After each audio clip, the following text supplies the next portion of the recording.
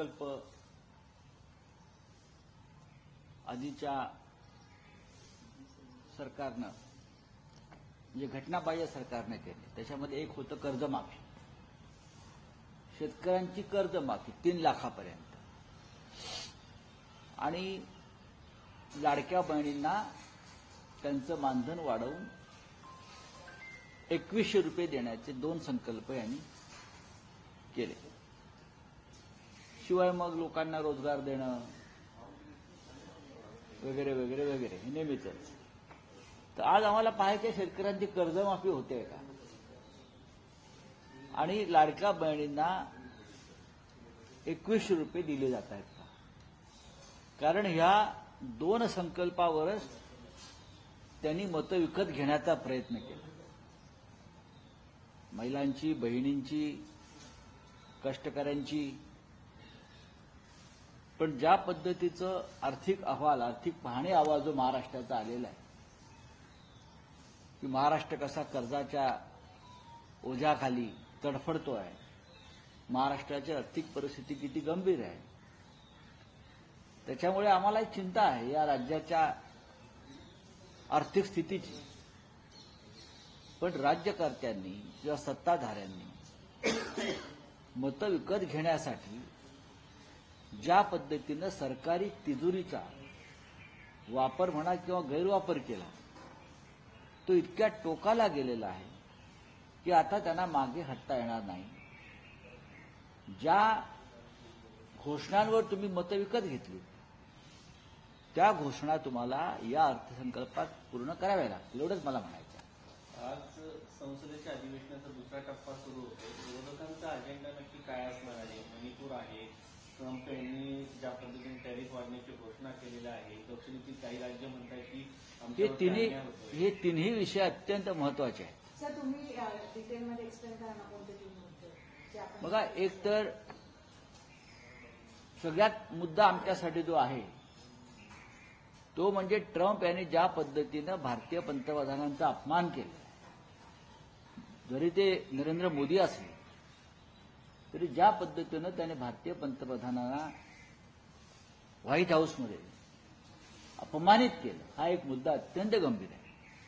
हा अपमान नरेंद्र मोदीचा नसून या सार्वभौम देशाच्या पंतप्रधानाचा आहे. व्हाईट हाऊसमधली एक ॲडिशनल सेक्रेटरी प्रधानमंत्र्यांचं स्वागत करायला बाहेर येते आणि आमच्यापेक्षा जी लहान राष्ट्र आहे त्यांच्यासाठी स्वतः डोनाल्ड ट्रम्प बाहेर येतात. हा आमच्या देशाचा अपमान आहे. आणि ज्या पद्धतीनं मोदी आणि ट्रम्प यांच्या पत्रकार परिषदेमध्ये भारताला अपमानित करण्यात आलं, भारतावर दबाव आणून टेरिफ कमी करण्यासाठी जी भाषा जे ट्रम्प करतायत, म्हणजे भारत हा अमेरिकेच्या दबावाखाली काम करतोय का? भारत हे गुलाम राष्ट्र झालंय का अमेरिकेचं? हे सुद्धा या देशाच्या जनतेच्या मनात शंका आहे. हा प्रश्न येईल. तामिळनाडूसारख्या राज्यामध्ये मुख्यमंत्री स्टॅलिन यांनी जे प्रश्न निर्माण केलेले आहेत सरकारच्या संदर्भात, मग डिलिमिटेशनचा विषय आहे, इतर काय विषय आहे, तो विषय डीएमकेचे लोक समोर आणतील. आणि सगळ्यात महत्वाचा विषय, ममता बॅनर्जी पश्चिम बंगालच्या मुख्यमंत्री, त्यांनी बोगस व्होटर कार्ड लाखो जी पश्चिम बंगालमध्ये डुप्लिकेट व्होटर कार्ड बरं का, ज्याला ईसीआयपी आपण म्हणतो, एकाच नंबरचे जो युनिक कोड ज्याला आपण म्हणतो, एकाच नंबरचे कार्ड, मतदारांचे कार्ड पश्चिम बंगालमध्ये जे मतदान करणार आहेत असे लाखो झारखंड, गुजरात आणि बिहारमध्ये सुद्धा मिळालेली आहे. म्हणजे जो खेळ महाराष्ट्रात झाला, जो खेळ हरियाणात झाला आणि जो खेळ दिल्लीमध्ये झाला, तोच खेळ पश्चिम बंगालमध्ये करण्याचा प्रयत्न भारतीय निवडणूक आयोग आणि भारतीय जनता पक्ष हात मिळवणी करून करणार होता. पण तृणमूल काँग्रेसने याला ब्रेक लावला, याच्यावर रिसर्च केलं आणि निवडणूक आयोगाला चूक मान्य करावी लागली. आजच्या अभिलेखामध्ये तुम्ही त्याच्याबद्दलच लिहिलेलं आहे. होय, मग हा विषय अत्यंत गंभीर आहे देशासाठी.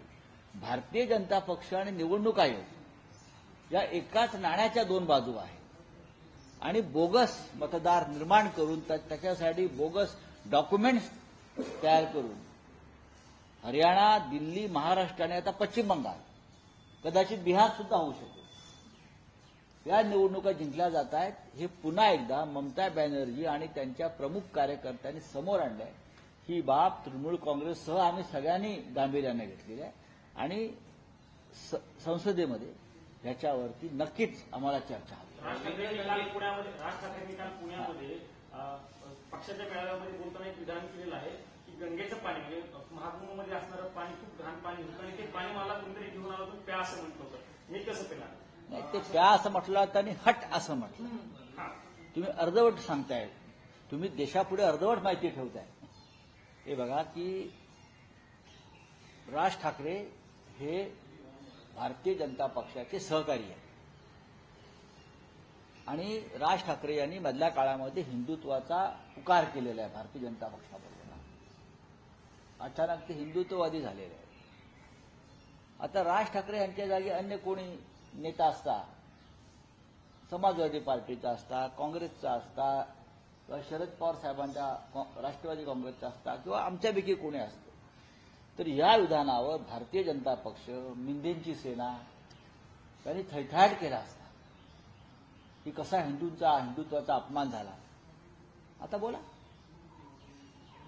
बोला ना. मी राज ठाकरे यांच्या विधानावरती माझं मत व्यक्त करत नाहीये. काही या प्रत्येकाच्या भावना आणि प्रत्येकाची मतं आहेत. त्यांना वाटलं ते बोलले, पण हे दुसरं कोणी बोलले असते तर याच भारतीय जनता पक्षाच्या ढोंगी हिंदुत्ववादाने थैथाट केला असता. विशेषतः आमच्यापैकी जर कोणी असतं, काँग्रेसचं कोणी असतं, तर एवढ्याला रस्त्यावरती येऊन आमचे निषेधाचे मोर्चे काढले असते. राज ठाकरे आणि त्यांचा पक्ष हा भारतीय जनता पक्षाबरोबर काम करतोय, महायुतीबरोबर काम करतोय, देवेंद्र फडणवीस यांच्याबरोबर काम करतोय, एकनाथ शिंदे यांच्याबरोबर काम करतोय. त्याच्यामुळे राज ठाकरे यांच्या मताशी कदाचित हे दोन्ही प्रमुख पक्ष जे आहेत भाजप हे सहमत असतील. त्याच्यावर त्यांनी मत व्यक्त केलं पाहिजे. राज ठाकरेंनी भूमिका आता पुन्हा बदललेली आहे. ऊस बदलताना पाहायला मिळतात, सातत्याने भूमिका बदलताना पाहायला मिळतात. आता जरा पुरोगामी भूमिका घेतलेली आहे. याकडे कसं बघतात तुम्ही? काय पुरोगामी भूमिका मी का पाहिलं नाही. महाराष्ट्र हा पुरोगामीच आहे. आम्ही सगळे हिंदुत्ववादी जरी असलो तरी आम्ही पुरोगामी आहोत.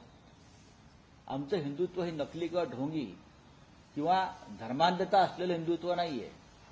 प्रबोधनकार ठाकरे, माननीय बाळासाहेब ठाकरे, बरं का, ह्यांनी जे हिंदुत्व दिलं ते पुरोगामी हिंदुत्वच आहे. त्याच्यामुळे कोणी पुरोगामी होण्याचं आता जर बोलत असेल तर महाराष्ट्र पुरोगामीच आहे ना. सर, बीडमध्ये आंदोलन और क्या है? रवींद्र दंगेकर हे काँग्रेसमधून आता शिंदे सेनेत दाखल होत आहेत, कसं पाहताय? त्यांना शुभेच्छा आहेत. धनगेकरांसारख्या कार्यकर्त्यांना हा निर्णय घ्यावा हे तळागाळातल्या कार्यकर्त्याला, ज्याला पक्षानं भरपूर काही दिलेलं असतं, त्या कार्यकर्त्यांसाठी धक्का असतो. ते काही सत्तेवर असल्यावरच कामं होतात, हा दावा चुकीचा आहे. धनगेकरांचं संपूर्ण राजकारण हे विरोधी पक्षात गेलं आणि विरोधी पक्षानंच आजचा धनगेकर निर्माण केला. संघर्षातून निर्माण झालेला धनगेकर सारखा जेव्हा माणूस हा सत्तेच्या वळचिनीला जाऊन बसतो तेव्हा खरा धनगेकर हा खतम होतो, मरून जातो. हा नवा धनगेकर. जयंत पाटील यांनी म्हटलंय की मी सर्वांच्याच संपर्कात आहे. अलीकडे जरा शांत असतात जयंत पाटील. जयंत पाटील आमच्या संपर्कात आहेत ना. परवा आमच्या बैठकीला हजर होते ते. यशवंतराव चव्हाण प्रतिष्ठान सभागृहात जी महाविकास आघाडीची बैठक झाली त्याचं यजमानपद त्यांच्याकडेच होतं. त्याच्यामुळे महाविकास आघाडीतल्या सर्वच घटकांच्या संपर्कात ते आहेत. मोठे नेते आहेत ते. त्याच्यामुळे महाराष्ट्रातल्या इतर पक्षांच्या नेत्यांशी त्यांचा संपर्क असायला काहीच हरकत, आमचाही आहे ना. पक्षाचा मेळावा झाला, त्या मेळाव्यामध्ये उद्धव ठाकरे असं म्हणाले की आपल्या मित्र पक्षांना सत्तेचे स्वप्न पडू लागले आणि त्यांनी मंत्रिपदाची जॅकेट शिवली होती म्हणून कदाचित आपला पराभव झाला. याचा अर्थ असा घ्यायचा की तुमच्यात समन्वय नव्हता. तुमचा आरोप हा मतदार या ईव्हीएमवरती असतो, पण असं असताना उद्धव ठाकरेंचे विधान पुढे विसंगत वाटत नाही. अजिबात विसंगत नाही. चला त्या हिंदी काय आहे? मुंबई महापालिकेवरती महायुतीच्या केलेला 7 नेत्यांना राज्य सरकार जे आहे सपोर्ट करते, त्यांच्या साखर कारखान्यांवर मेहरबान बघा, करायचा प्रश्न कोट्यावधी रुपये बुडीत कारखान्यांना दिले, कोट्यावधी रुपये. त्याच्यामध्ये तुम्ही नावं पहा ना, संजय मंडलिक आहेत, हसन मुश्रीफ आहेत, विवेक कोल्हे आहेत ना. मी तुम्हाला नावं सांगतो. 80 कोटी, 139 कोटी, 160 कोटी ही पैशाची लूट आहे. माननीय उद्धव साहेबांनी अशा प्रकारची लूट थांबवली होती. अशा कोणत्याही भंगारात जात असलेल्या कारखान्यांना जनतेचा पैसा देणार नाही ही त्यांची भूमिका होती. याची गॅरंटी कोण घेणार आहे पैशाची? कोट्यवधी रुपयाची ही लूट आहे. पण पाठिंब्याच्या बदल्यात, विधानसभेला मदत केल्याच्या बदल्यात, पक्षांतर केल्याच्या बदल्यात संजय मंडलिकांना का दिलं 139 कोटी? पक्षांतर केलं. पक्ष सोडण्याची किंमत काँग्रेसचे पण आहे आहेत ना, काँग्रेसची आहेत ना. सगळेच म्हणतोय मी, काही ना काही कुठेतरी कोणीतरी आतून किंवा बाहेरून अप्रत्यक्षपणे हे भ्रष्ट सरकार आणायला मदत केली आणि त्याची किंमत त्यांना चुकवलेली. लाडक्या बहिणींना 1500 रुपये दिले आणि ह्यांना 80 कोटीपासून ते 180 कोटीपर्यंत दिले. चलिए आप हिंदी में क्या है मुंबई महापालिकेवर हो गया हिंदी में क्या है? ठाण्यात खास करून गेट बंद करून निर्धार समाजाचे असं एकनाथ शिंदे यांनी म्हटलं. उद्धव ठाकरे जी ने कल स्पीच देते हुए बोला था कल कि जिस तरह से बीजेपी डिवाइड कर रही है पूरी सोसाइटी कौन बोला? उद्धव ठाकरे जी का कल पब्लिक में स्पीकिंग थी, वहां पर उन्होंने बोला था कि जिस तरह से बीजेपी डिवाइड करे पूरी सोसाइटी को, उनके जय श्री राम के नारों को रिप्लेस करना चाहिए जय भवानी और जय शिवाजी के नारे. देखिए, जय श्री राम का नारा जो है, महाराष्ट्र में हम जब एक दूसरे को मिलते हैं तो राम राम कहते हैं. ये महाराष्ट्र की परंपरा है. जब दो लोग मिलते हैं तो हम राम राम भैया, यूपी में कहते हैं राम राम भैया. तो ये राम राम की जगह जय श्री राम लाने वाले जो है वो ढोंगी हिंदुत्ववादी. राम राम तो है ना, हमारा राम राम तो ले लो. तो ये डिवाइड करना चाहते हैं. कल हमारा पार्टी का अधिवेशन रहा मुंबई का, और उसने बहुत सी बातें की कि ये नकली और ढोंगी हिंदुत्ववादी है, ये देश का बंटवारा करना चाहते हैं, देश में दंगे करवाना चाहते हैं. ये उनकी बात है और ये सच है. जिस तरह का माहौल देश में बनाया जा रहा है, तो उद्धव ठाकरे जी ने जो बात कही वो सच ही है. राम राम है तो राम राम की जगह आप जय श्री राम लाए हो, तो राम राम को आपने काट दिया. हमारा राम राम जो है गरीबों का, वो काट दिया आपने. प्रयागराज में जिस तरह से गंगा वाटर की क्लीननेस के ऊपर क्वेश्चन रेज किए जा रहे हैं, सेंट्रल पोल्यूशन कंट्रोल बोर्ड की कल एक रिपोर्ट आई है, उसमें उन्होंने कहा है कि हमने कई तरह से जांच की और वो पानी प्योर है. और राज ठाकरे कनेक्टेड क्वेश्चन है, फिर राज ठाकरे ने कल क्वेश्चन किया जो था. एमबीटी का जो रिपोर्ट आया था जब कुंभ का उत्सव चल रहा था, मेला चल रहा था तब एनबीटी तो वो रिपोर्ट सही है या ये रिपोर्ट सही है? उसके ऊपर एक एसआईटी बनाइए. योगी साहब को बोलिए, बाबा जी को बोलिए, एक एसआईटी बनाओ और किसका रिपोर्ट सही है. वो पहला वाला रिपोर्ट जब कुंभ चल रहा था, लोग गंगा में डुबकी मार रहे थे, तो किसने लाया था और क्यों लाया था? क्या आपकी पार्टी के अंदर की कोई गंदी राजनीति चल रही है आपके खिलाफ? एक बार देख लीजिए. हमें लगता है योगी जी को कोई अड़चन लाने के लिए इस प्रकार का रिपोर्ट लाया था. प्रशांत कोरटकरला अटक झाली नाही, त्याला जामीन मंजूर झाला. मात्र तुषार खरात यांनी एका मंत्र्याविरुद्ध जे आरोप केले त्या पत्रकाराला आता अटक करण्यात आली आणि ती महिला सगळीकडे माध्यमांवरती येऊन हा कायद्याचा गैरवापर आहे. तुषार खरात हे सातारा भागातले एक पत्रकार आहेत. तुषार खरात हे एक स्वतःचं युट्यूब चॅनल चालवतात. तुषार खरात यांनी फडणवीस मंत्रिमंडळातले एक मंत्री गोरे यांच्या संदर्भातलं एक जळजळीत सत्य पुराव्यासह समोर आणलं. त्याच्यावर आम्ही अनेकदा चर्चा केली. विधानसभेत त्याच्यावरती आवाज उठवला गेलेला आहे. संबंधित महिलेनं राजभवनात पत्र दिलेलं आहे. संबंधित महिला ही वृत्तवाहिन्यावर आणि वृत्तपत्रात जाऊन आपली बाजू मांडते आहे. मग त्या महिलेला का नाटक केले तुम्ही? त्या महिलेवरती कारण हक्कभंग आणला तुम्ही. पण एक सामान्य पत्रकार आहे, तो झगडतोय, संघर्ष करतोय, तुम्ही त्याला अटक केली. हा या महाराष्ट्रामध्ये अभिव्यक्ती स्वातंत्र्यावर झालेला सगळ्यात मोठा हल्ला आहे. देवेंद्र फडणवीस यांनी आपल्या मंत्र्यांचे कारनामे थांबवायला पाहिजे. हे वाल्मिक कराड आणि धनंजय मुंडे टाईप जी प्रकरणं चालली आहेत प्रत्येक जिल्ह्यात चालू आहे. दहशत, दबाव, दडपशाही. पण तुषार खरात यांच्या मागे महाराष्ट्रातल्या सर्व पत्रकारांनी उभं राहायला पाहिजे. हा फक्त तुषार खरातवरचा हल्ला नाहीये. हा महाराष्ट्राला जी महान पत्रकारितेची परंपरा आहे, जी आपण नावं घेतो, जांभेकर, टिळक, आगरकर, अत्रे, ठाकरे, आणि नंतर आम्ही सगळे काम करतो पत्रकारितेमध्ये, या पत्रकारितेचा गळा घोटण्याचा कार्यक्रम आहे. जयकुमार गोरे यांनी त्या पत्रकारावरती हक्कभंगाची नोटीस बजावलेली आहे ना. मग हक्कभंग समिती निर्णय घेईल ना काय घ्यायचा तो. तुम्ही त्यांना खोट्या गुन्ह्याखाली खोटे गुन्हे नोंदवून अशा प्रकारे अटक करताय. तुम्ही स्वतःला कोण समजताय मिस्टर गोरे?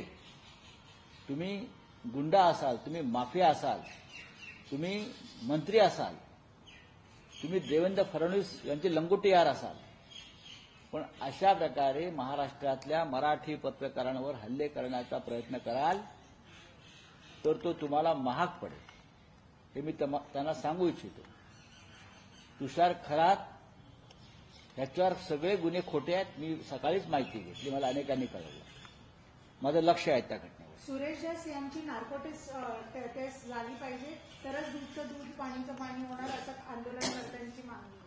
ठीक आहे, त्यांची मागणी आहे, सरकारने मान्य करावी. आपला खुश आहे तो चलिए. हिंदी में अरे हो गया ना. एक हिंदी में सिंधुदुर्ग छत्रपती शिवाजी महाराज पर सर 2100 पंकजा रुपये. मुंडेंनी असं म्हटलं की मला फक्त ओबीसी समाजाचं नाही तर सगळ्यांचं नेतृत्व करायला आवडेल, असं एका वृत्तपत्राला मुलाखत देताना त्यांनी म्हटलंय. मुख्यमंत्री पदाची पुन्हा त्यांची अपेक्षा केली तर बघा, त्यांची- पंकजा मुंडे यांनी जे विधान केलेलं आहे त्यात आक्षेप घ्यावा असं काय? पंकजा मुंडे या महाराष्ट्राचा एक जबाबदार मंत्री आहेत.